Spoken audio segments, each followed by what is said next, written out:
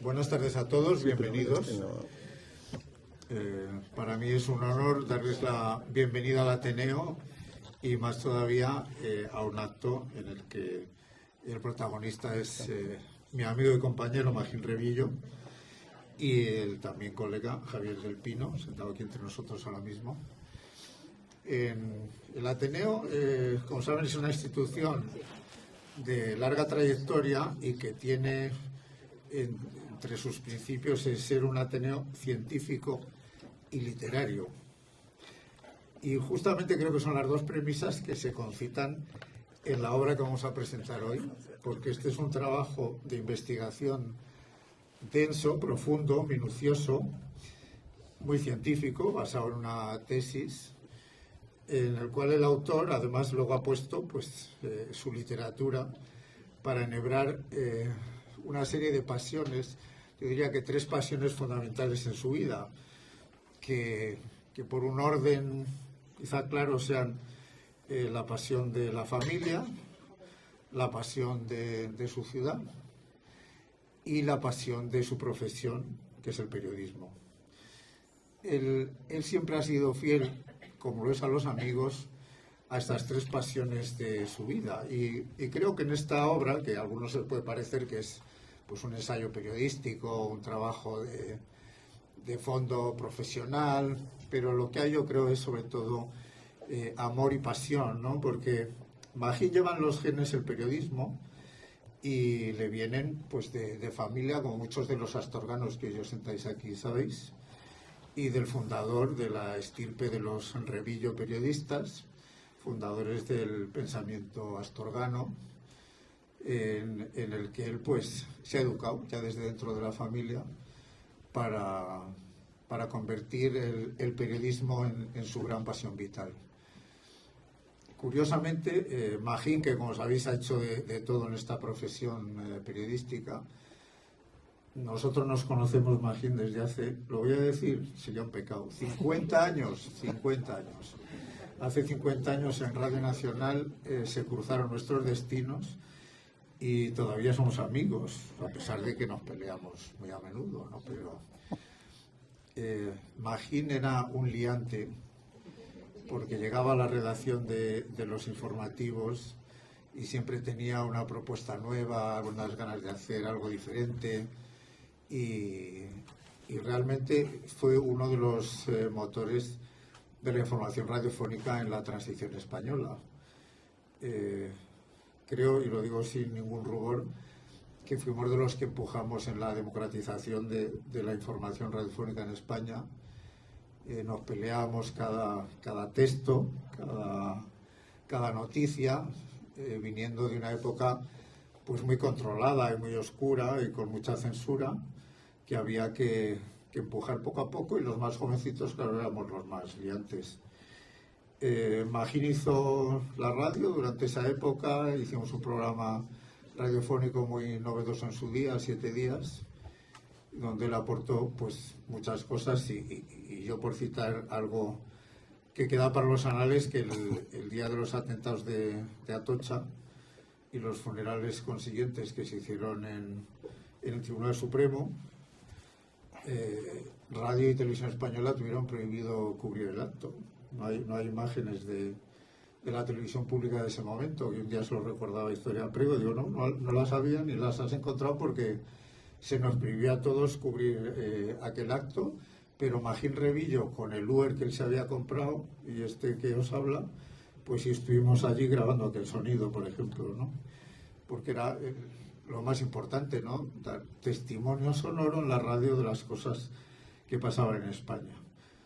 Y después, pues, ha pasado por Diario 16, ha pasado por la prensa escrita y por otros medios, sus colaboraciones, pero bueno, ha hecho una vida sobre todo en la radio, luego en la televisión, y el destino le ha ido empujando, después de mucho éxito radiofónico, a hacer la carrera internacional, a ser corresponsal en Washington, que podría contar una anécdota, lo voy a contar al principio, aunque me extienda, porque luego voy a dejar aquí a la pareja para que hablen de las cosas, que es una anécdota que los dos nos reímos mucho de ella, porque al poco de llegar a Washington, donde a lo mejor ya estabas tú también en esa época, sí, ya estaba, pues murió en accidente aéreo John Kennedy, en el vuelo que hacía de Nueva York a Martha's Vineyard.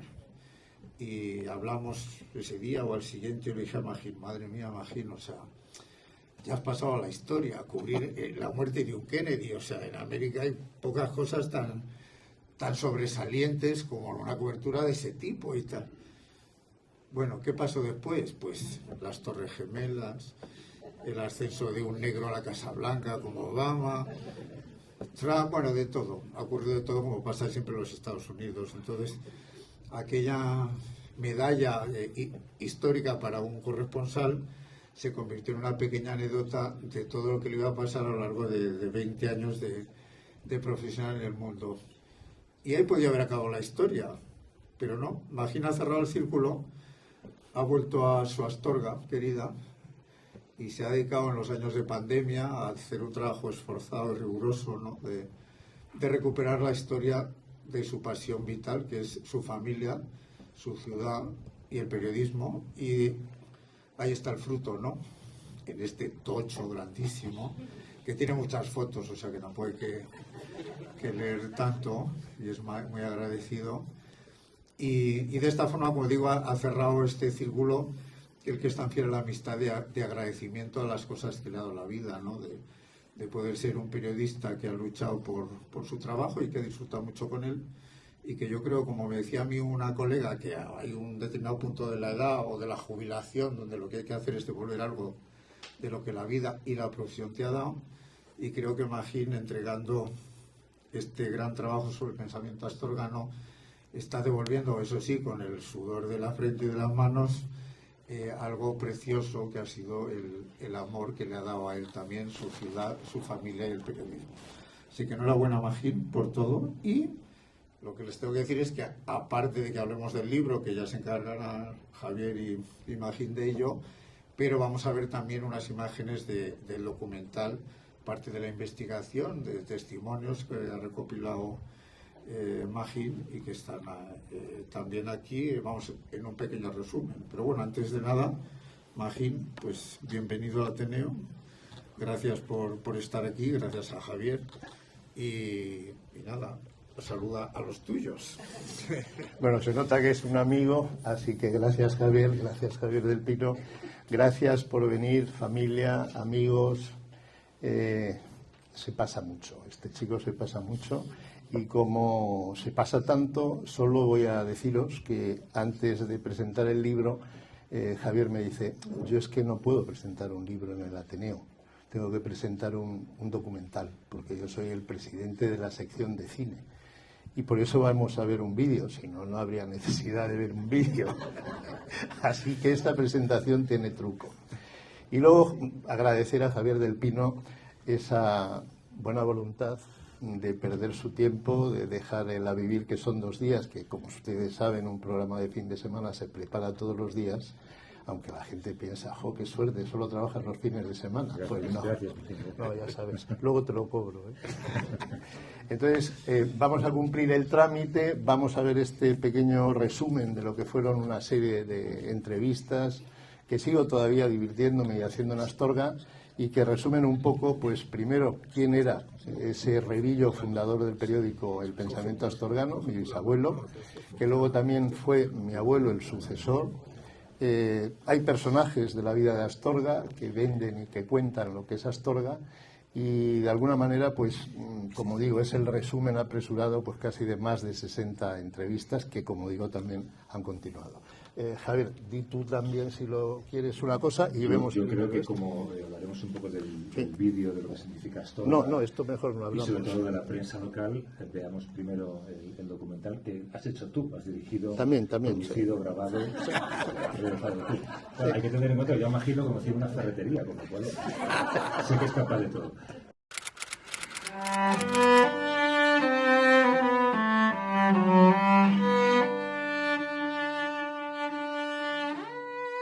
Séame permitido que acepte sumamente honrado la condecoración obsequio de mis nietos, cuya distinción preclara deseo compartir entrañablemente con los innumerables y honrados trabajadores anónimos astorganos que unos superan y otros reúnen idénticos merecimientos a los míos. Gracias mil a todos, una vez más. De manera especial a los dignísimos delegados provinciales de Información y Turismo y de Trabajo y alcalde de Astorga, que abrillantan con su presencia la gran confraternización de los medios informativos. Y permitidme también que me retire silenciosamente por el foro para dar paso a la riente juventud. Hace poco más de 100 años, crear un periódico en una ciudad de provincias como Astorga podía rondar la friolera de 5.000 pesetas. Esta historia empieza vendiendo una casa y echando los pies por alto entre la iglesia y un editor atrevido. Era 1904. Nacía un periódico. No era el primero en declararse católico. El pensamiento astorgano fue el tercero en llegar. Y además de la luz de Astorga y el faro astorgano, la ciudad compartía cientos de hojas volanderas. Era una persona que ya irradiaba respeto. Una persona, recuerdo, con sus gafitas, su sombrero, y sé que fue una figura que marcó Astorga. Por razón de edad, yo no lo traté ni nada, pero dentro de mi infancia, y un poco más avanzada mi infancia, sí que me cruzaba con él de las calles. Era cuando entonces a las personas mayores se les cedía la acera y se les decía, usted siga bien o usted lo pase bien. Y eso en algunas ocasiones así fue. Pues mira, fíjate que sí, que además es que vivía cerca de mi casa, un señor mayor, alto, pelo blanco, siempre iba con un par de curas o algo así, por la muralla, y lo veíamos cada vez que iba por la muralla, que no eran muchas, pero lo veía siempre. Y claro, pues mi padre lo saludaba muy respetuosamente porque él era muy respetable. Y encima iba a lo mejor pues con el magistral y con no sé quién, o sea que respeto de pe a pa. El pensamiento era Magín Rebillo, y Magín Rebillo era una figura, a mi juicio, irrepetible. Magín Rebillo en otro sitio que no hubiera sido Astorga, hubiera sido un periodista de una categoría impresionante. Porque Magín Rebillo era un hombre de orquesta. Él componía, ajustaba, no tiraba porque tenía un empleado, Luis, el músico, que es el que tiraba, pero todo lo demás lo hacía él. Yo te digo la verdad, he tenido primero respeto, admiración y gratitud. El pensamiento astorgano es un auténtico milagro. Y yo sabía cosas del día a día. Primero el equilibrio político que había que hacer. Porque lo sé. A principios del siglo XX, un obispo como el padre Vicente podía excomulgar a una publicación como el Heraldo Astorgano. Y eso a pesar de la ley de prensa más liberal que pusiera en marcha un astorgano llamado Pío Gullón. Primero ministro de la Gobernación, luego ministro de Estado, justo cuando España decidía declarar la guerra a los Estados Unidos, deseosos de echarnos de Cuba a bombazos y con mentiras. Una cosa que le gustaba siempre era ¿y qué cuenta la gente? ¿Y qué cuenta? Claro, como periodista pues tenía su vista, claro, era lógico que lo hiciera así.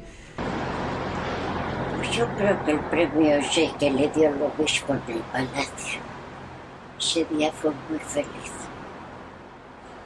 Ese día fue muy feliz. Yo creo que fue de los días más felices de mi padre. Era de los de sombrero. Sí, y de los que había que respetar a pesar de que su aspecto físico al final de la vida era un poco, bueno, pues andaba un poco doblado por el peso de los años, evidentemente, pero evidentemente era de los de respetar. Astorga ya sabía lo que era leer y escribir, tener un tren a la puerta de casa y politiquear en Madrid hasta conseguir un cuartel con el que hacer de la ciudad, amén de capital de una diócesis, centro artillero con el que soñar en futuro. Se habían perdido las colonias, la guerra de África, había acabado la Primera Guerra Mundial, llegó la dictadura de Primo de Rivera y se acabó en la Segunda República. Hay que pensar que el cambio del siglo XIX al XX, pues fue políticamente tremendo, ¿no? Era la España de la Restauración, después de la gloriosa de Isabel II, con Alfonso XII, la regencia de María Cristina, la guerra de Cuba, el desastre del 98, la entrada de Alfonso XIII, la descomposición del régimen de la Restauración, el carlismo siempre ahí presente y también muy presente en Astorga. Y bueno, había prohombres de la ciudad que, aparte de las tertulias de café, pues seguramente necesitaban dar rienda suelta a su pensamiento en un periódico que seguramente sería de tiradas muy, muy pequeñas, pero además que un elenco de prensa en Astorga propio de una gran ciudad. Sí, yo creo que sí. Y yo creo que en ese momento, hombre, piensa, claro, retrótraete para atrás, los que escribían en una élite intelectual y periodística, eso no estaba al alcance de cualquiera, eran personas muy señaladas, y el que conseguía pues tener una colaboración o publicar, pues eso le daba un tono, le daba un prestigio que lo situaba inmediatamente por encima del resto de la población. Oye, yo soy colaborador de La Luz, yo soy colaborador del Pensamiento, yo tengo... Bueno, sí. No es verdad que Astorga haya sido siempre y únicamente conservadora, al contrario. Astorga lo que ha sido fundamentalmente es, desde el punto de vista, digamos, en cierta manera una ciudad culta que a través de los periódicos expresaba su diversidad cultural y sus opciones ideológicas. Y eso estaba ahí. Y es que hay periódicos donde se están peleando constantemente y donde... Yo recuerdo, por ejemplo, una noticia que hace poco que vi, que salía en la Gaceta de Madrid, sale cómo hablan, creo que era de Porfirio López, cómo utilizaba su periódico para influir en la construcción del Teatro Gullón. Entonces, ahí... Y eso es una noticia que sale en Madrid, de lo que estaba ocurriendo en un lugar tan pequeño como este. Eso es por la prensa, por los periódicos. Y eso, de alguna forma, los astorganos lo tenemos.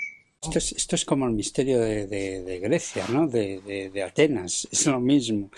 Atenas eclosiona ahí en el siglo VI antes de Cristo. Y antes había 4 cosas, Homero y tal. Y bueno, el misterio de Grecia, el milagro griego que llaman, pues el milagro astorgano es el periodismo del siglo XX, el principio. Claro, yo sí que creo que eso es una heroicidad, porque realmente, pero es que hasta además construir todos los días o cada 2 días el periódico, eso es una proeza, para mí eso me parece una proeza. Y cómo tienen allí coger de aquí, de allá y llenar todo el periódico, llenarlo físicamente y hasta tipográficamente, y luego económicamente. Claro, yo sé que muchos además no pagaban la suscripción o no se anunciaban o cosas de esas, así que yo tengo un verdadero reconocimiento agradecido a quienes han hecho esa heroicidad. Ese periodiquín, porque eran, si quieres, 4 páginas, el Pensamiento, La Luz de Astorga, el Faro en su primera parte, se recibía en las casas pues con mucha mayor esperanza y gratitud que se podía ver el parte, lo que entonces se decía por Radio Nacional, porque ese era el parte de lo que ocurría en Astorga. Y me decía mi abuelo, llegó el papel ya, no decía llegó el periódico, ya llegó el papel, y se leía con avidez, se leía con interés.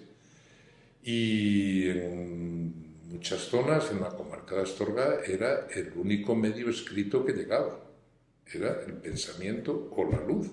O sea que toda la información que llegaba a esos sitios era lo que el Pensamiento y La Luz tamizaban y decían. Fíjate si tenía influencia en unas zonas que estaban muy pobladas en aquel momento.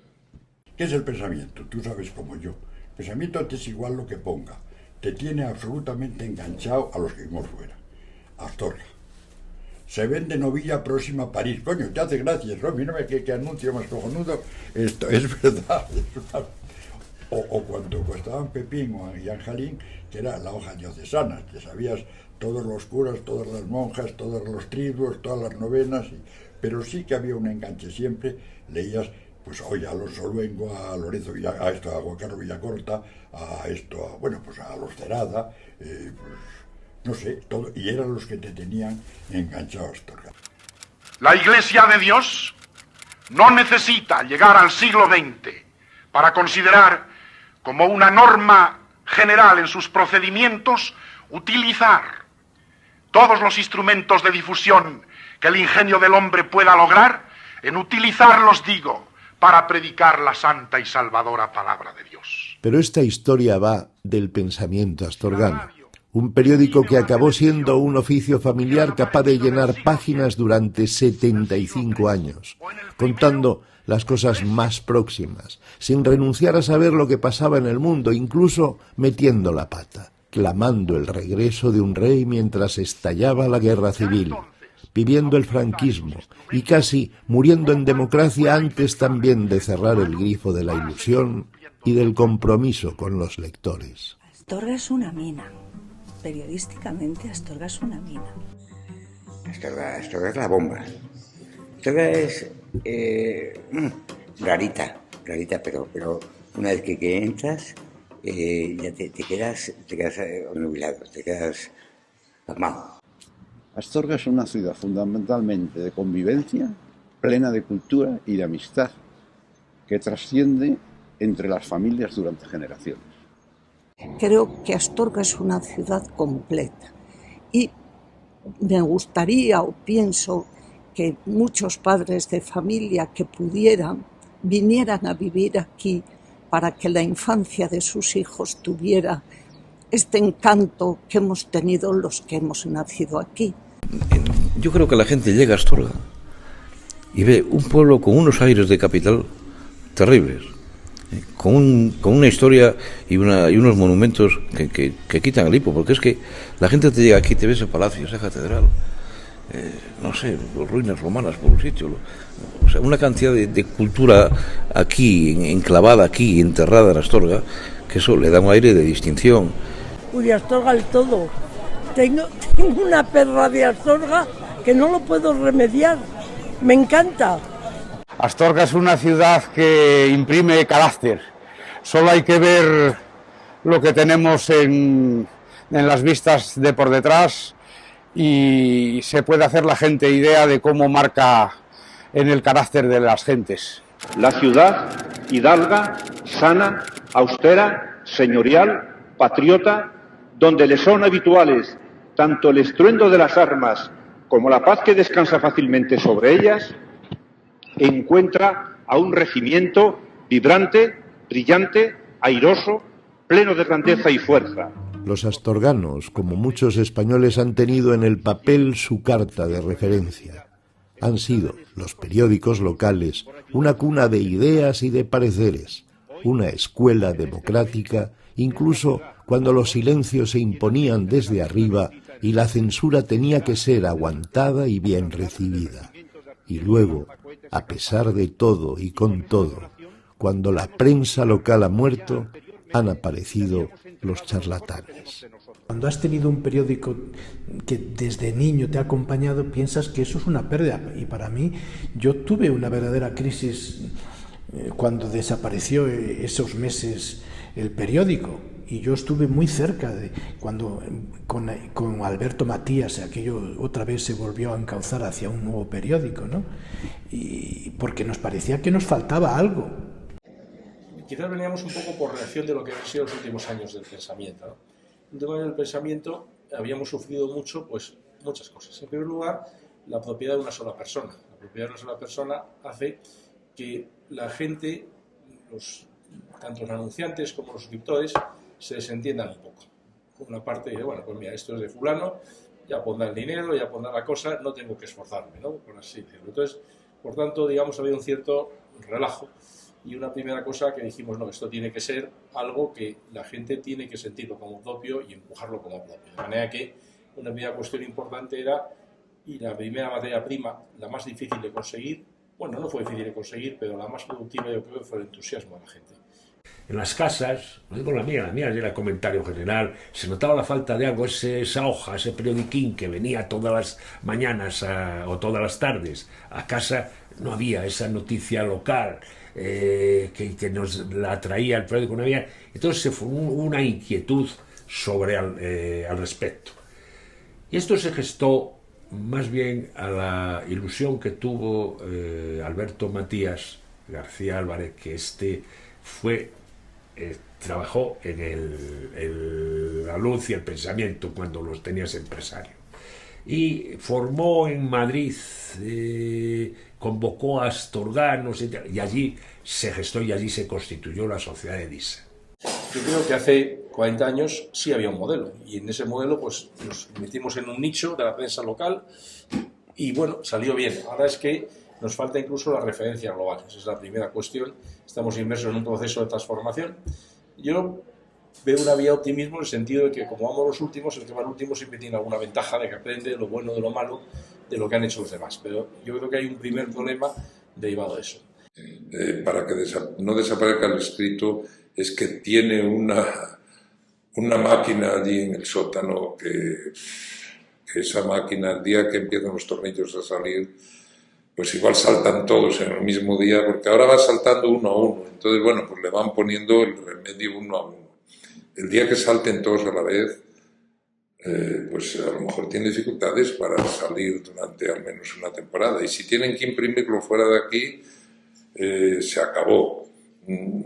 Tiene un difícil porvenir. Lo que pasa es que es tanto el cariño de Astorga. Tú ten en cuenta que cuando nos llaman del Faro para hacer una publicidad, para poner un anuncio, nunca se mira desde el punto de vista de la rentabilidad. Nunca. Yo desearía que, claro, el Faro, por fortuna, tiene acciones muy diversificadas en este momento, ¿no? Eso es una ventaja, es decir, hay muchos accionistas y siempre ha habido ahí un grupo, una serie de personas de forma altruista llevando el periódico por cariño a la ciudad, después tienen, claro, sus pequeñas servidumbres, eso hay que entender que es inevitable, ¿no?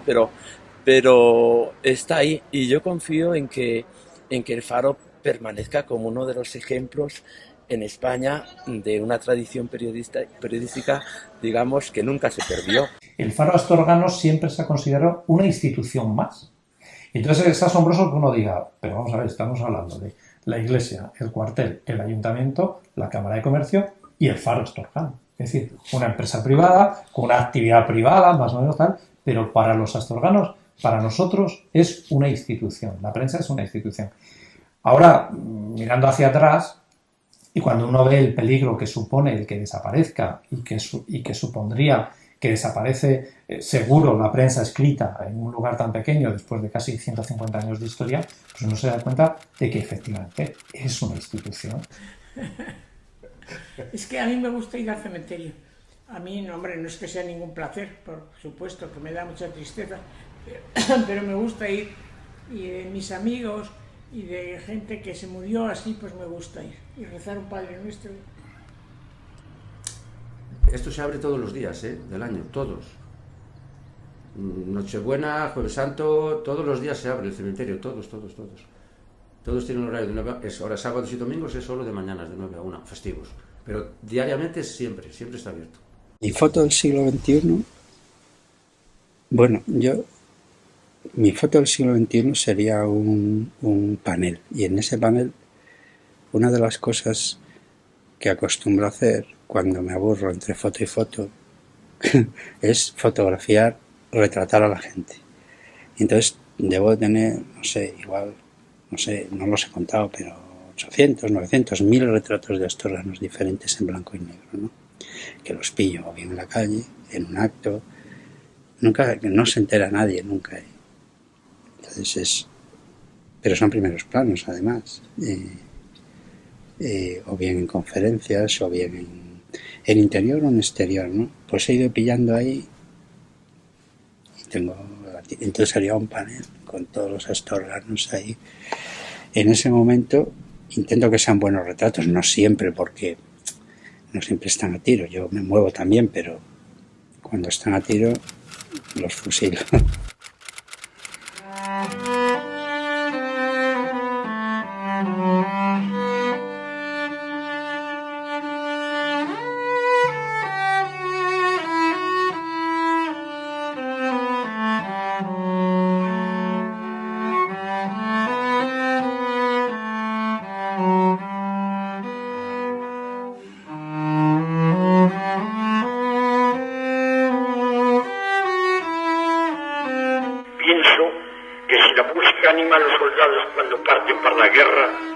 los cálidos homenajes que se me tributan, de hecho se me antojan una marcha triunfal, brillante y sonora, que pretende avivar el momento de mi tránsito a una nueva vida que, como todo momento solemne de elegir la propia suerte, entraña cierto tinte de inevitable de melancolía y tristeza.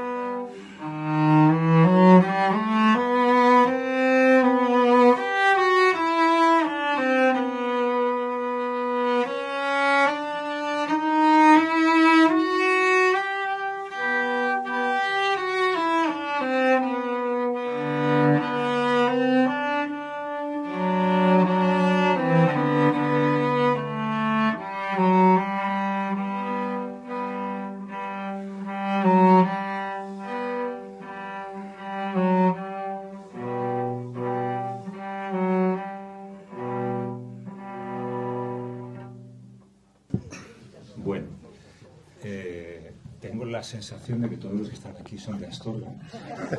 Y si digo algo malo sobre Astorga, me voy a la cárcel de Astorga. Y sobre todo ahora, además, sé que en Astorga hay gente peligrosa. Hay un fotógrafo que te va sacando fotos por la calle. Pobrecito, y hay pobrecito. un cura que lee periódicos. Eso es... ¿Sí? A mí me gustaría primero hablar del Magín que yo conocí y luego del Magín que yo he descubierto, sí. Porque ayuda un poco a comprender el origen de esta historia. Claro, yo a Magín lo conocí cuando yo ya estaba en Washington, tú llegaste un poquito después. ¿Quién estaba antes que tú? Luz. Sí. Y para mí Magín era un señor que presentaba concursos en televisión. Yo no sabía nada de su pasado periodístico, no sabía nada de lo que Pero había qué hecho. mamones erais. ¿Es verdad o no es verdad? No, no es verdad. Vosotros erais esa productora. Y desde el principio, liga. desde la primera vez que conocí a Magín, había un elemento que a mí me sorprendía mucho, porque claro, yo soy de Madrid, y los que somos de Madrid creo que no tenemos ningún gen nacionalista en nuestro genoma, ¿no? Y sin embargo, Magín, por alguna razón, siempre estaba sacando el tema de Astorga.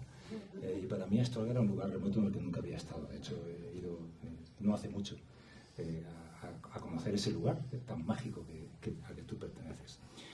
Magín no era de Astorga, es que Astorga era de Magín. Y esta era una discusión que tenía constantemente con Nuria, que no soportaba que sacara el tema de Astorga en cada conversación que teníamos. Esto es verdad. Es verdad. Hay gente que estaba presente en esas conversaciones. Y además había una discusión permanente, y esto, perdón que lo cuente, pero tengo que contarlo, entre Magín y Nuria para determinar qué es mejor, Astorga o Barcelona. Y siempre ganaba Astorga. Bueno, Magín, pronto descubrí que era una de las personas más trabajadoras, era un reportero nato, era un periodista único.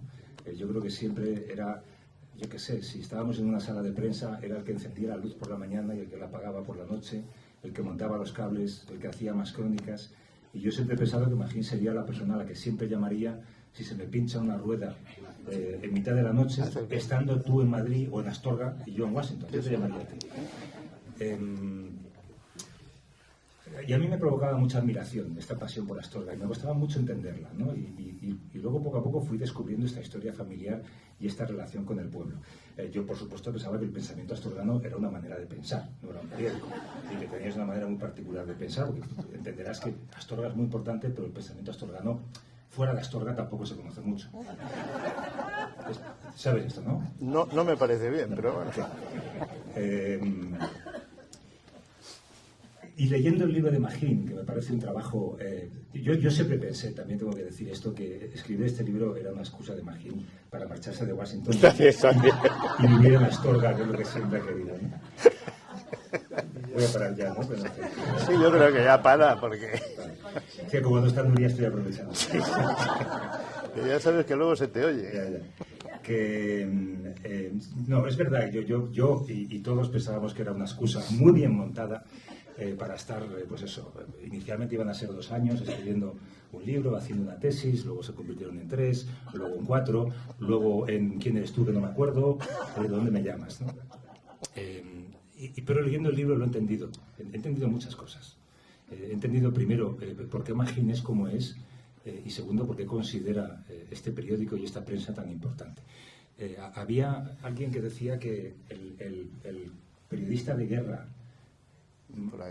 que se dedicaba a la profesión más arriesgada, y que me perdone Fran Sevilla, que está por aquí, es el periodista que trabaja para un periódico local, porque un corresponsal de guerra se puede cruzar con un enemigo o con una bala. Un periodista local se cruza con el alcalde, que es mucho peor. Se cruza con el protagonista de la noticia que ha escrito la tarde anterior, y se cruza con el jefe de la Guardia Civil. Puede dejar de hablarle la persona con la que toma copas el día anterior, ¿no? Y este periódico, por alguna razón, viendo la historia desde el nacimiento hasta su defunción, que es un tema muy interesante, luego hablamos de ello si quieres, representa lo que debería ser un periódico y lo que ha dejado de ser un periódico, ¿no? En fin, bueno, a mí voy a parar ya de este rollo, porque además voy a decir algo más de Astorga y entonces me vais a... No, ahí sí. A mí me gustaría saber, ¿tú te acuerdas de pequeño, o sea, estando en tu casa, recuerdas el pensamiento astorgano? Es que el pensamiento es mucho más famoso de lo que tú dices, vamos. Yo, vamos, antes de cualquier periódico que hubiera en el mundo mundial, existía el pensamiento astorgano. Bueno, Iñaki Gabilondo lee el Washington Post y el pensamiento astorgano. Naturalmente. Es que, vamos, si no, no sería Iñaki Gabilondo. O sea, no, pero sí, claro. yo puedo entender que es el centro de Astorga. Pero lo que me gustaría es que tú echaras la vista atrás y te recordaras como niño y vieras ese periódico. Hombre, yo tengo una tía aquí presente que me reñirá si digo que yo nací encima del periódico, porque dirá, pero es que idiota. Claro, pero realmente yo nací encima del pensamiento, ¿no? Para mí es todo. O sea, realmente creo que estaba condenado desde que nací, primero por el avatar Revillo. Mi madre ya creo que fue lo primero que le dijo a mi padre. Dice, este niño tiene que ser Revillo, si no, no se llama Magín. Entonces, yo siempre conocí a un periodista. Siempre vi a mi abuelo haciendo el pensamiento astorgano, ¿no? Pero además lo que era increíble es que toda la familia hacía el pensamiento astorgano. Y si no lo hacían, pues corrían riesgo de vida porque les tiraba cualquier cosa si se querían ir a tomar un café con un novio. Entonces, toda la familia, todas mis tías pegaban fajas. Todos mis tíos trataban, primero, repartir el periódico por esa Astorga que no es como la de hoy, que seguramente, bueno, pues tendría sus peligros, ¿no? Entonces, para mí, el pensamiento era la vida de Astorga, ¿no? Y yo aprovechaba, porque mi abuelo era el director y entonces creía que tenía unas prebendas, como tirar piedras en el pilón.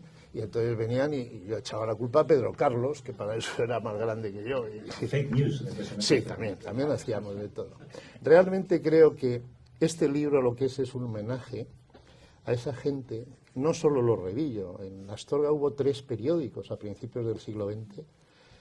Y entonces, claro, yo tengo que hablar de los López, tengo que hablar de los Fidalgo, tengo que hablar de familias muchas veces numerosas, que vivían de una imprenta y a la luz de esa imprenta, aparte de publicar otras cosas, periódicos, revistas, hojas volanderas, encargos del obispado, hacían un periódico. Y hacían un periódico cargado de ideología muchas veces, ¿no? Pero sobre todo cargado de lo que pasaba en la ciudad. Yo no conocía a mi bisabuelo, pero sí conocía a mi abuelo y yo veía lo que hacía mi abuelo. Primero, no cobraba. Eso sigue pasando. Sigue pasando. Pero, claro, tenía 8 hijos y tenía que sacar adelante a esos hijos, ¿no? Entonces mi abuelo, pues vendía turrón en Navidad, vendía seguros de la Unión del Fénix. Hombre, tenía ciertas prebendas y es que anunciaba la Unión y el Fénix en el periódico. Sí, no está posición. No, pero ya te digo que era una cosa. Y siempre vi a ese hombre que para mí era un hombre que se había entregado a una profesión de la que no se iba a hacer rico y que lo demostró hasta la muerte. A mí es el hombre que más me ha enseñado a ser periodista. Cuando llegaba en verano a San Sebastián me decía, ponte, nieto, échate la la máquina de fotos al hombro que vamos al festival. Yo no estaba acreditado en el Festival de Cine de San Sebastián y yo siempre recordaré eso con orgullo y al mismo tiempo digo, bueno, contigo lo he debido hacer. En Washington yo creo que tú me viste a mí. No, porque claro, tú has dicho mucho, yo te llamo para pinchar una rueda, pero yo les voy a confesar luego otra cosa. Mi abuelo cuando llegaba al Festival de Cine y me llevaba a mí de ayudante sin acreditar, simplemente con una señora como las de entonces en la puerta del cine, simplemente decía, prensa, señorita, pasa. Y entrábamos, sin enseñar ningún tipo de acreditación y sin enseñar absolutamente nada. Yo me colé todo el Festival de Cine con mi abuelo. Él tenía la acreditación, pero nunca la enseñó. Y esto me recuerda que cuando vosotros ibais, porque eran muy listos, todos mis compañeros eran mucho más listos que yo, los corresponsales, pero para entrar igual a un sitio donde no se podía entrar, tenía que recurrir a mí porque yo hacía lo de mi abuelo, prensa. Y entraba, venga, no digáis nada y pasad. Eso es verdad. Tú hacías como hacía Mortadelo y Filemón. Te ponías un mono y decías mantenimiento. Pero pasabais. Pasabas. Y además hacíamos otra cosa que no cuentan, que era comer bien. Y cuando yo le decía, Javier siempre viajaba con una raqueta de tenis, que además nos trajo algunas serias dificultades. Te acordarás en Miami cuando iban a condenar a aquel chico a muerte, que lo encontramos en el aeropuerto saliendo hacia España, tú y yo con una raqueta, y llega el cónsul de España que nos ve con la raqueta después de haber... Aquello fue una vergüenza importante. Yo lo he olvidado por completo. Yo, sin embargo, le decía, Javier, coge corbata, chaqueta y corbata, que vamos a ir al mejor restaurante que había en el sitio a donde nos mandaban. Tampoco hacías mucho caso. Y mira que Javier es que no distingue, es un tragón. Entonces no distingue la buena comida de lo que hay que comer. Tienes que ir a Astorga para que te enseñe. Sí. ¿Tú recuerdas, Magín, lo primero, tú dices que te colaste en el Festival de San Sebastián, ¿tú escribías en el Pensamiento Astorgano? Hombre, natural. Lo que te mandaban. Mi primera historia fue, no sé, pero fue una protesta precisamente porque me habían puesto una multa tirando piedras en un pilón. Y me la publicó el abuelo. Pero tú tirabas piedras para provocar la noticia. Bueno, yo creí que era injusto que me pusieran un duro, 5 pesetas de multa, me pareció un abuso. Pero entonces tú cometiste la felonía y describiste dijiste, un individuo ha tirado piedras. No, yo protesté porque me di cuenta que al abuelo, lo que has dicho, eso sí es verdad y de alguna manera yo lo estoy viviendo ahora. Es más fácil meterse tú con el presidente del gobierno que yo con el alcalde de Astorga. Te lo juro. A mí el alcalde de Astorga no sé, pero me tiene manía. El de ahora dice eso. Sí. Ostras, aquí hay sí. Una No, vamos, cuando vengas, creo que está ahora dando un salto mortal y medio el alcalde de Astorga. ¿Qué partido es? Pues a ver. No, pues fíjate, te lo voy a decir porque el salto mortal y medio es que un señor que tiene mayoría absoluta del Partido Popular, se llama José Luis Nieto, resulta que ahora está convencido que va a hacerse amigo de la SER y son a los únicos que les está dando publicidad. Sí. Con el cabreo, por supuesto, de la COPE de Astorga que no recibe un duro. Vale. Así que te vas a acabar haciendo amigo del alcalde. ¿Quieres intercedo? No, para que le dé a la COPE. Pero, no te lo creo. Sabes que, claro, yo te iba a preguntar si no sueñas a veces con retomar la idea y publicar o volver a resucitar el pensamiento astorgano, pero ya veo que lo que quieres es ser alcalde de Astorga. No, el pensamiento lo estoy haciendo de esa manera que se hacen hoy las cosas, mal, pronto y de mala manera. Hay una página web, pero no creo que nunca sea el pensamiento astorgano. Fíjate lo tremendo de esto, y ahora hablando en serio, en Estados Unidos, nuestra cuna de mayores, desde 2015 hasta hoy han muerto un 75% de los periódicos locales. Pero en los últimos 5 años han desaparecido más de 49 millones de ejemplares. Eso quiere decir que cuando queremos hablar de Trump y nos explican, pues serán los huevos, No. Todos estos voceros y bocazas que hay por el mundo pueden decir lo que quieran, porque hay 49 millones de ejemplares que no llegan a esa gente de los Estados Unidos vaciados, que también lo hay como en España. a esa España vaciada, hoy, difícilmente, gracias a la radio, a la televisión, pero es distinto, ¿no? Con un agravante. En el último informe PISA creo que se decía que los chavales de 15 años confunden, uno solo sabe distinguir de 10 lo que es información de opinión. ¿Con eso tú crees que se puede hacer un periódico local hoy? Y sobre todo sabiendo que incluso los periódicos que ya no tienen soporte de papel y que creemos que pueden levantarnos la pasión por esa ciudad y por ese pequeño núcleo urbano en el que vives. En Astorga acaba de morir un medio digital. De los 2 medios digitales que teníamos, precisamente salía hoy aquí en la Astorga Redacción, ¿no? Aparte de que ha fallecido mi primo Eloy, Toñi Reinares, a la que han visto ustedes, tiró la toalla este lunes. Un medio digital, es decir, que se supone... Medios digitales en España. No hay un mapeo, no se puede decir cuántos hay. Dicen algunos que 3.000, ha subido mucho, se ha duplicado. En los medios digitales españoles, en un más de un 50%, 54%, trabajan solo 4 trabajadores. 4, en un 50% de esos medios, como mucho ya. E incluso, para mayor INRI, pueden facturar al año, como muy mucho, unos 100.000 euros al año. Evidentemente, no escribir es llorar. Pero ahora mismo en Astorga entonces solamente hay un periódico de papel. En este momento en Astorga queda un periódico de papel, el Faro Astorgano. ¿Sale diariamente? Sale casi diariamente. Queda un periódico digital que comparte cabecera con el Bierzo Digital, Astorga Digital. ¿Bien? Seguramente una página en el Diario de León. No. Se han ido, los periódicos de León no nos quieren en Astorga. Dentro de 15 años, si desaparece el Faro y desaparece, ¿cómo te vas a enterar de lo que ha hecho el alcalde? No, yo ya estaré muerto. Bueno, ¿cómo se van a enterar tus hijos? ¿O Nuria, que se ha ido de Astorga? No. Te juro que no. Igual tú con la raqueta. Pero... No, el futuro yo creo que... Yo quiero ser optimista. Y creo que efectivamente igual pues tenemos que cambiar, ¿no? Y de hecho hoy hay más radios locales que periódicos locales, ¿no? Periódicos de papel, quiero decir, ¿no? O sea, hay más radios que periódicos. Hombre, decir que la radio es menos importante que el papel no se me va a ocurrir, y menos diciéndotelo contigo delante. Pero es verdad que, igual que pasa con los periódicos digitales, no sabemos. O sea, yo, por ejemplo, ahora ha muerto Astorga Redacción. ¿Dónde queda todo lo que hubo ahí en esa nube? Pero ¿dónde está el acceso a la nube, ¿no? ¿Dónde voy a poder recuperar lo que contaron de aquel? Es muy, muy complicado.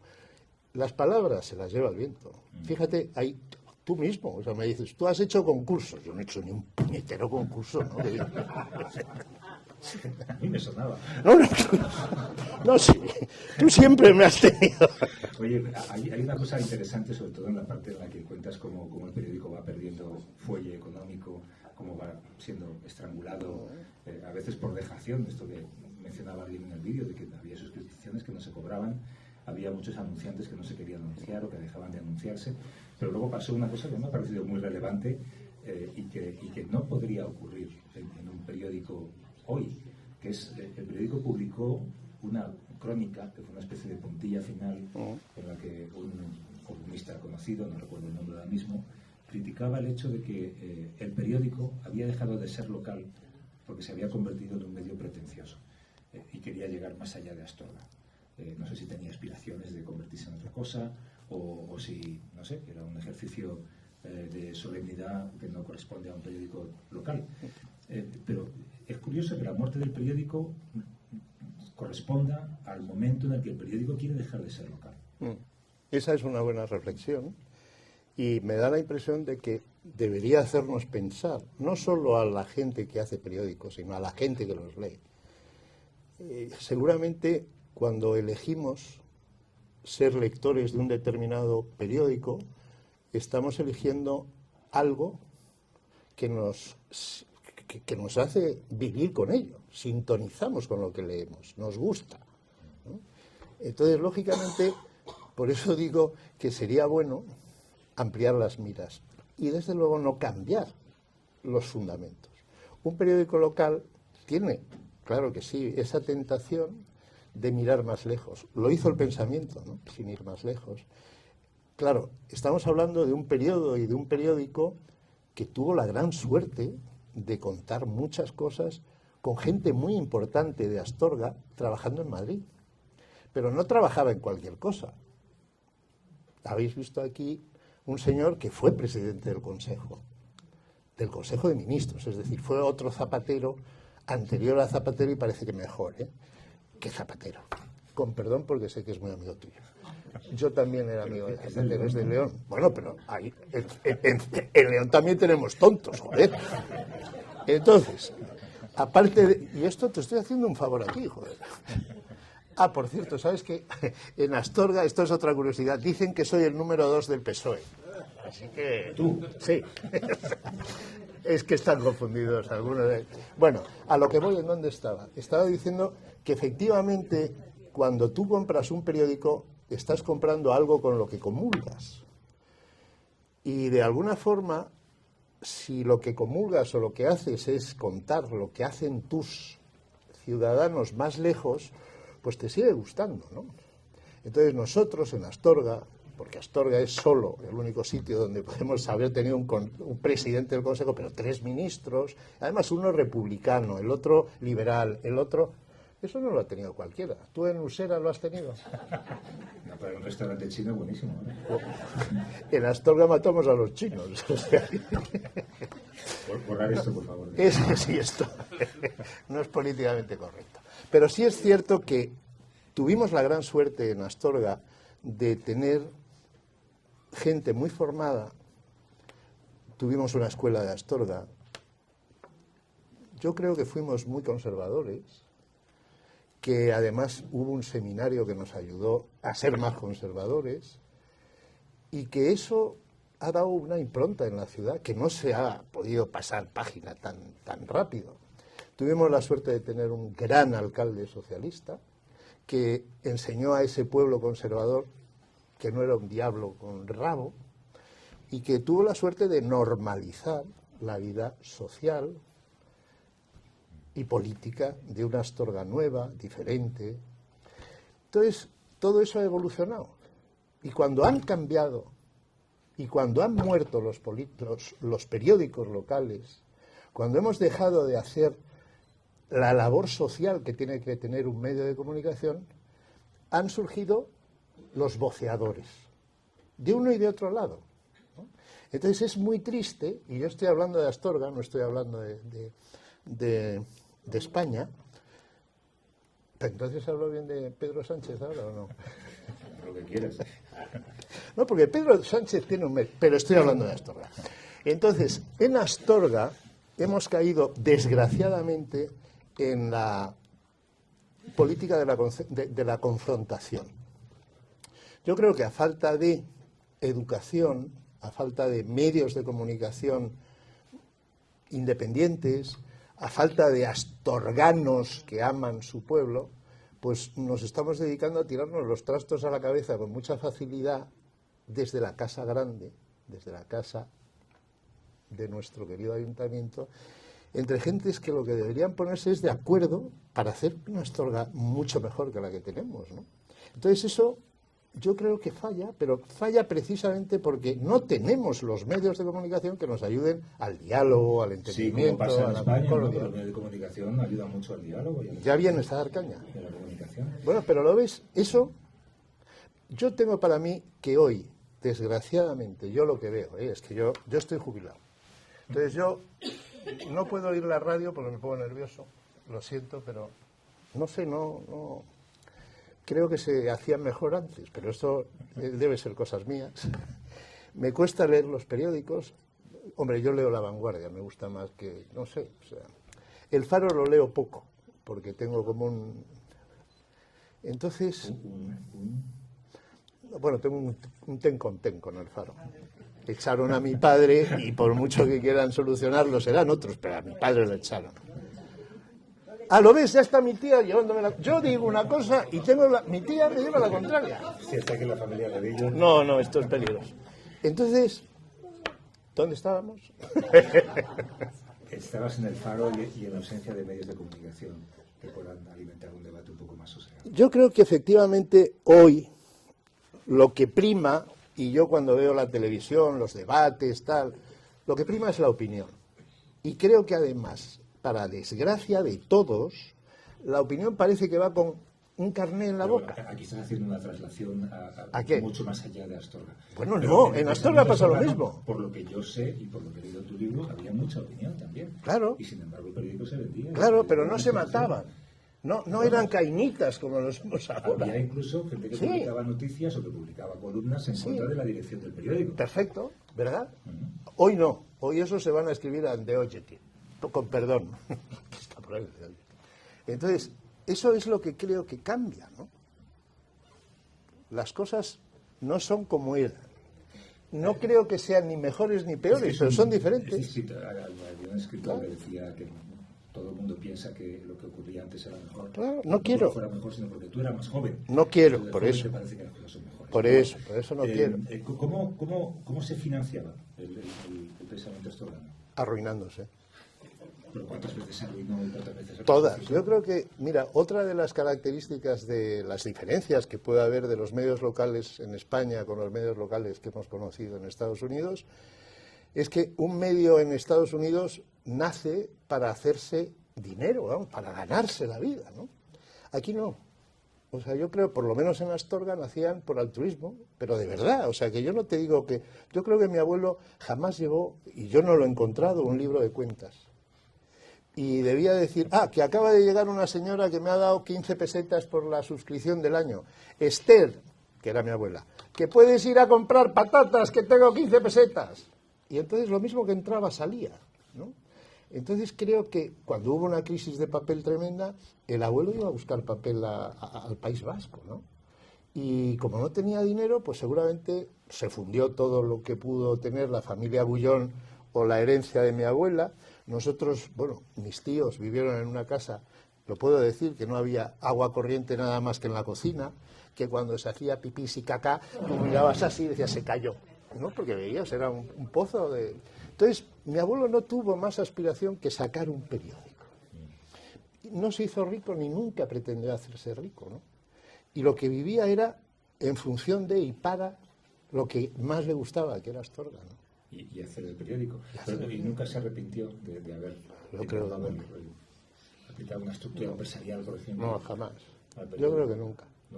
Yo creo que nunca. Y yo creo que en el fondo, al final de toda la vida, estuvo orgulloso, pero no solo de lo que había hecho él, sino de lo que podíamos hacer, pues, sus nietos, ¿no? Mi hermana, yo. Él me decía, le atropellaron en Alicante una vez, bueno, una vez y la última vez. Le atropelló una moto y tal, en un paso, y entonces mi padre y yo fuimos a verle a Alicante. Y cuando llegamos a Alicante, yo siempre recordaré que mi abuelo se agarra a mí, qué orgulloso estoy. Yo, orgulloso, ¿qué pasa? ¿Qué? Dice, es que me han confundido contigo. Creen que soy yo el de la radio. La gente Villa. Eso era maravilloso, ¿no? Supongo que recordarás el día que dejó de publicarse. Por supuesto. Lo que pasa ahí es que yo creo que lo vio la familia ya de lejos, ¿no? Mi padre ya había dejado. Mi padre estuvo escribiendo, fíjate, es otro. O sea, con perdón, yo no nací encima del pensamiento, pero sí estuve oliendo a humo todas las cosas de aquí que escribía mi padre, primero a unos 150 kilómetros de distancia cuando vivíamos en Palencia y a alguno más cuando vivíamos en San Sebastián. Mi padre se encerraba en mi habitación, yo no sé por qué, le debía inspirar algo más, pero vamos, él venía a la habitación donde yo estudiaba, entonces había una mesa, en esa mesa colocaba su máquina de escribir y escribía cosas de aquí. Las cosas de aquí eran las de Astorga, Javier. Pero es que sabía, si había un bache en la calle, era impresionante, ¿no? Yo siempre admiré que mi padre supiera, entonces descubrí una vez que cuando íbamos a Astorga, él empezaba a hacer listas de cosas que iba luego a contar, ¿no? Entonces de repente podías ver a mi padre diciendo, voy a escribir, no me lo decía, ¿eh? O sea, en casa nunca, es curioso, pero lo ves, eso es otra de las cosas que puede resultar curiosa. A mí nunca me alabaron nada de lo que hice, igual que mi abuelo, yo no le alabé nada de lo que hizo, y a mi padre nunca le alabé ninguno de los escritos que él hizo, ¿no? Era como natural, era una cosa normal. Entonces, cuando he tenido la suerte de compartir mi vida con Nuria, yo decía, qué raro, joder, porque yo decía, Nuria, te hemos oído, qué bien y tal. Joder, qué raro, ¿no? Sus padres diciéndole que, bueno, pues otra gran diferencia, ¿no? En casa era como normal.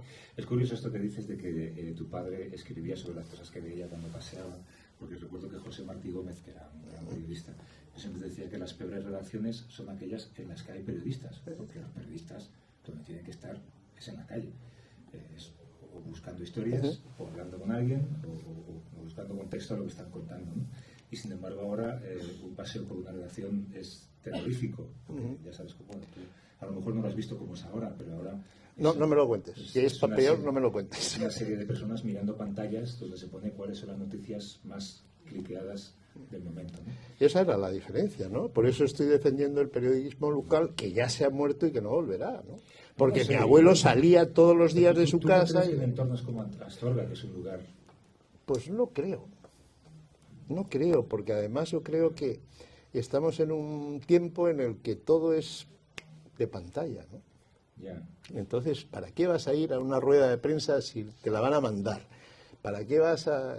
Esto mismo, si no vienen o ustedes se han quedado con ganas de escuchar bien lo van a ver en internet perfectamente con el sonido que ustedes quieran, más alto que aquí, mejor. O sea, al final nos van a hacer... no es el periodismo, es que nos van a hacer a nosotros, a la sociedad de hoy, gente para quedarnos en casa y vivir en Astorga, que es el único sitio donde se vive bien. Ese es el final del periodismo. Bueno, oye, yo creo que había que dejar que la gente pregunte, me parece que era lo que estaba previsto, ¿no? Lo que pasa es que son todo familia, ¿no? Ya lo saben todo. Por ahí. ¡Hala! Bueno, ahora vamos a crear debate.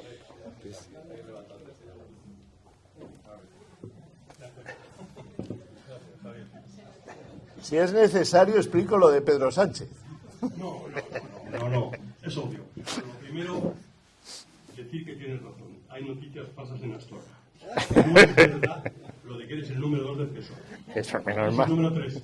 Bueno, a lo que iba. Habéis puesto un diálogo dos profesionales muy interesante y es, en principio, desde mi punto de vista, el futuro del periodismo. Yo veo el periodismo, en primer lugar, no para que os asustéis, porque cuando salió la televisión parecía que la radio se iba a hundir. Y no es verdad. La radio tiene una vigencia ahora mismo y una fortaleza quizás superior a la que tenía antes. Pero yo veo el periodismo en el futuro no tanto en la información, que evidentemente la sociedad ha cambiado y hay otros medios y otros métodos y otras formas, lo veo más en la opinión. Que quizás los lectores de periódicos, los que hemos sido lectores de periódicos de papel, buscamos más ahora con más interés, la opinión. Y la opinión en los medios digitales, no sé por qué se lee peor. Hablo de mi caso concreto. Entonces, os pregunto, ¿quizá los periódicos futuros serán periódicos de opinión? ¿Quieres empezar tú? No, yo ya sabes que estoy jubilado. ¿Sabes qué pasa? Yo creo que... Magín lo apuntaba hace un momento. Ahora mismo la información te entra por los poros. Tú no tienes que ir a buscarla, te busca a ti y te encuentras siempre. A mí no me gusta el fútbol y siempre sé lo que ha pasado el día anterior. A ti no te gustarán muchas cosas y también te enteras. No te gusta la política nacional seguramente, pero no estás al día. No te queda más remedio. Las cosas que pasan en directo las estás viendo, las ves por múltiples canales. Yo estoy en parte de acuerdo contigo en que quizá el elemento que falta o el elemento que te completa esa imagen del mundo, esa imagen de la realidad, es el de alguien que la entiende y te la explica. Aquí la cuestión es cómo te la explican. Y si escuchas la radio, si lees los periódicos, si ves la televisión, ves que hay mucha gente que la explica mal, porque tú no puedes entender de todo. Yo soy muy favorable al periodismo de opinión, pero muy en contra de los opinadores profesionales. Hay que tener mucho cuidado con eso. Yo sí creo que hay que confiar en determinadas personas con las que compartes seguramente una ideología, pero también una manera de ver la vida. Y sabes que esas personas no te van a traicionar contándote una mentira, por ejemplo, o dando por hecho un acontecimiento que no ha ocurrido.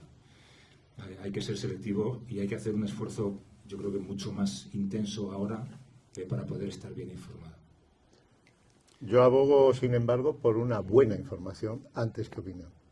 Creo que lo que estamos sufriendo hoy es que nos falta una información rigurosa y, sobre todo, comprender que una buena información es mucho más cara que lo que las empresas informativas están hoy dispuestas a invertir en informar, en hacer información.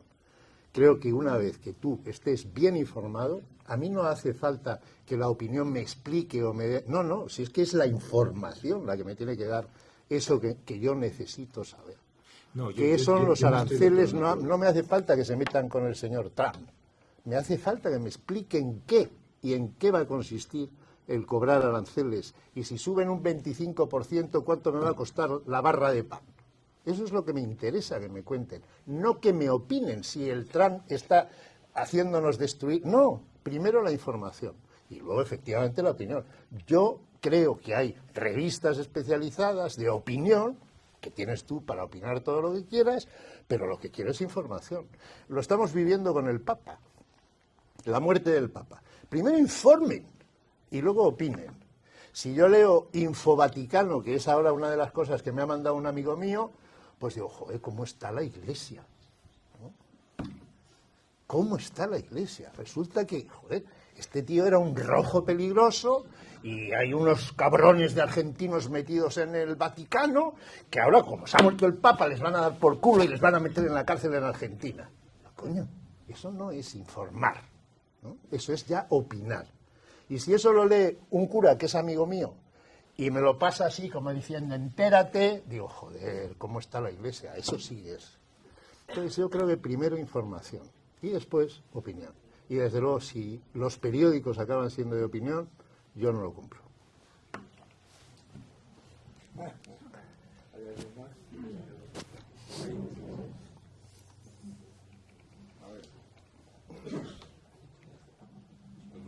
Martín y yo somos amigos desde niños. Tengo un recuerdo de mi niñez, un recuerdo que viene muy a tope sobre el tema que estamos tratando. Me acuerdo en casa de mis abuelos que entraban solamente 2 periódicos y eran suscriptores. Vivíamos la mayor parte del tiempo en Madrid. A Astorga íbamos los veranos porque entonces solamente se podía viajar prácticamente con aquellas carreteras una vez al año, no como ahora que podemos ir todos los fines de semana. Y entraban 2 periódicos, el ABC y el Pensamiento Astorgano. Con los 2 cabeceras que os he citado, me imagino que ya por dónde apunta el talante ideológico de mi familia. Eran monárquicos. Sí. Entonces, me acuerdo que el ABC siempre estuvo en casa de mis abuelos, yo la frecuentaba y leía el ABC. Me llamó siempre la atención los periódicos, por eso terminé siendo periodista, quizás por eso. Pero hubo una cosa que me llamó la atención, y era que el Pensamiento Astorgano, cada uno de los hijos de mis abuelos, es decir, mis padres y mis tíos, lo llevaron a su casa también, y un montón de años. Nos hemos olvidado un poco de la figura del suscriptor, sobre todo en esa prensa de ciudades que nos pillan en el día a día, nos pillaban lejos de nuestra cotidianidad. Pero ahí estaba el Pensamiento Astorgano, como una presencia indeleble de Astorga en el día a día en otra ciudad. Y quiero hablar otra cosa, dices, de la prensa local. La prensa local ha desaparecido. Pero es que, ¿qué es hoy el concepto de local? ¿Qué es hoy el concepto de local cuando tú envías una carta y quién la puede recibir? La puede recibir en la otra parte del mundo, en nuestras antípodas, en unos minutos. Y tener respuesta a lo mejor 2 o 3 minutos después. ¿Qué es local cuando yo he podido hablar con mi hija prácticamente como si la tuviera detrás de una pared, o en la otra pared, o en el otro cuarto, estando ella en Argentina? He podido hablar viéndola por Skype, por poner un ejemplo. ¿Qué es lo local hoy? Es que el mundo, el planeta, ya no es un planeta, es una localidad. Lo hemos convertido por la vía de Internet, por la vía de las redes sociales, por lo que sea.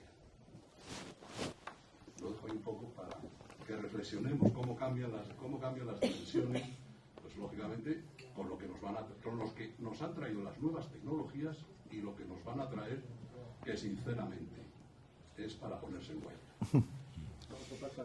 Había otra.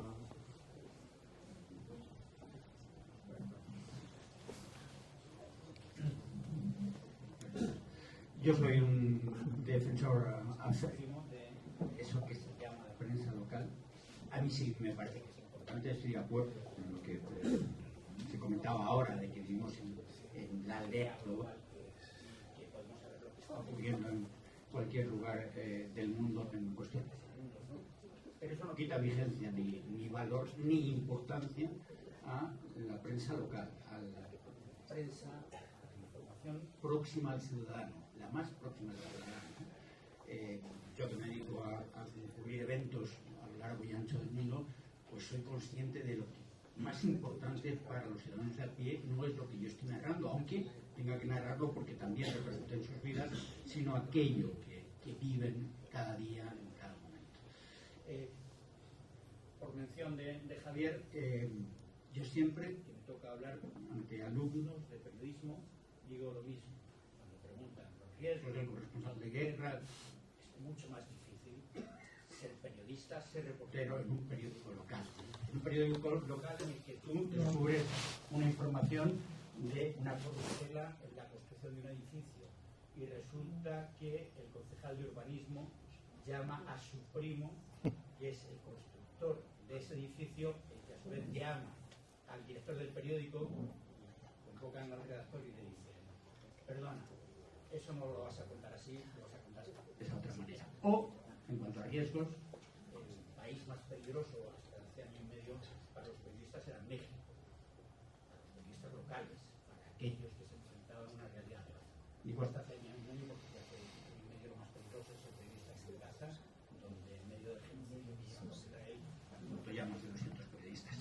Pero en estos momentos de incertidumbre y de que no sabemos hacia dónde vamos, hacia dónde caminamos, creo que es fundamental esa información próxima al ciudadano, sin ninguna duda. Y una vez más la batalla porque se diferencie lo que es información de lo que es opinión. Esos son los grandes riesgos que corremos, ¿no? Lo que tú comentabas, Magín, de ese informe, ¿no? PISA, que solo uno de cada 10 podía distinguir, ¿no? Y que los medios sean conscientes, los medios serios, los medios que no están defendiendo intereses del pueblo, sino intereses de la ciudadanía, sean conscientes también del papel que está jugando. Voy a poner nada más que una anécdota apócrifa de algo que vivimos hace 25 años así. Yo estaba entonces en el Jerusalén de corresponsal y hubo una visita del entonces presidente del gobierno, Felipe González. Y Felipe González fue al lago de Tiberíades. Entonces un fotógrafo de EFE sacó una foto y por efecto óptico se veía a Felipe González sobre las aguas. Entonces El País, que era el periódico a favor del gobierno socialista, publicó la foto en portada. El Mundo, que era el periódico dirigido por Pedro J. en contra del gobierno de Felipe González, también publicaba en portada la foto. ¿Cuál era el pie de foto del País? ¿Cuál era el pie de foto del Mundo? El pie de foto del País era Felipe, que era como ellos llaman a Felipe González, Felipe como Jesucristo camina sobre el agua. ¿Cuál era el pie de foto del Mundo? Que dirigía Pedro J. Ramírez. González no sabe nadar. La información también se puede manipular perfectamente. Muy bien. Te dejamos. Vamos a recoger el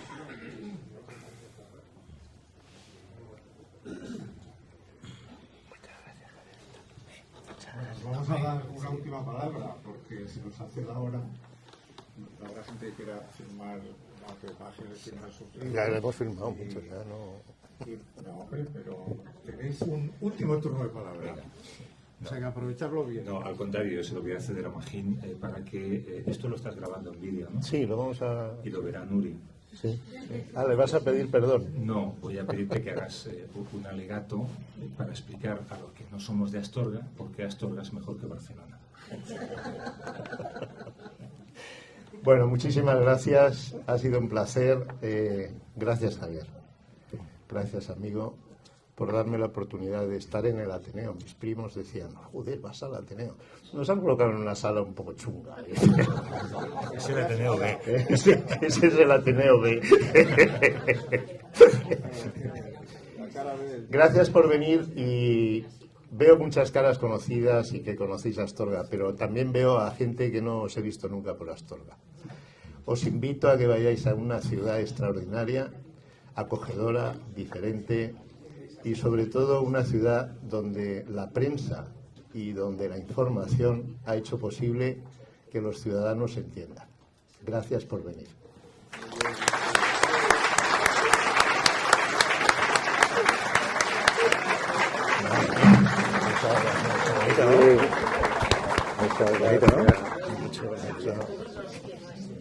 Venga, firmar.